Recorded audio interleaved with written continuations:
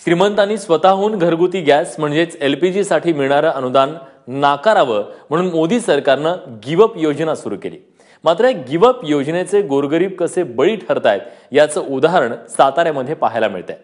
कशा प्रकारे give up योजनेनं गरिबांचा गॅस महाग केलाय पाहूयात स्पेशल रिपोर्ट।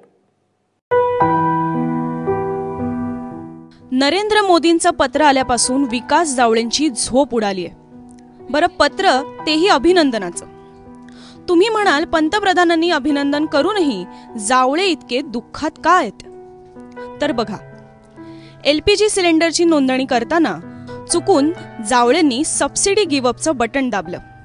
सबसिडी गेल्यानं आता 700 रुपये देऊन सिलेंडर घ्यावा लागतोय। आता मजुरी करून रोज 150 रुपये कमवणाऱ्याला हे कसं काय शक्य आहे? पण मोबाईलच्या एका बटनानं घात झालाय। बाहेर चुलीची सोय नाही, घरात चूल करावी लागेल। आमच्याकडे पैसे नाहीत। आमचा नवरा शेती काम करतो, त्याच्यामुळे आम्हाला गॅसची गरज आहे।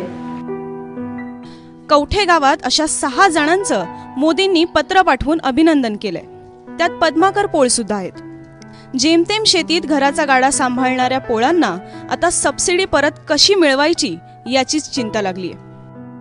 मोदी साहेबांचा फोटो बघितला, आनंद झाला, पण आतमध्ये वाचल्यानंतर नाराज झालो।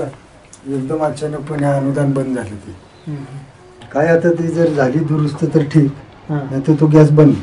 आणि मग काय करणार? काय ती झाडं तोडली जाणार ऑटोमॅटिक। कसं स्वयंपाक कसं करणार? ती काय जळणावर।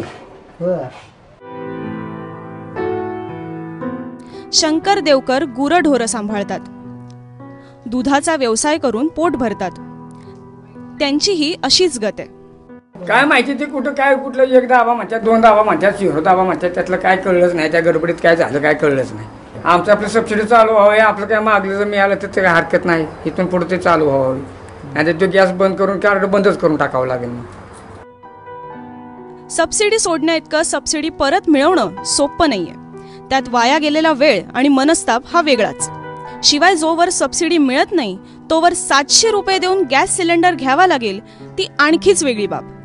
त्यामुळे मोबाईलवरून सिलेंडर नोंदणी करताना जरा जपून। राहुल तपासेसह ब्युरो रिपोर्ट, ABP माझा, सातारा।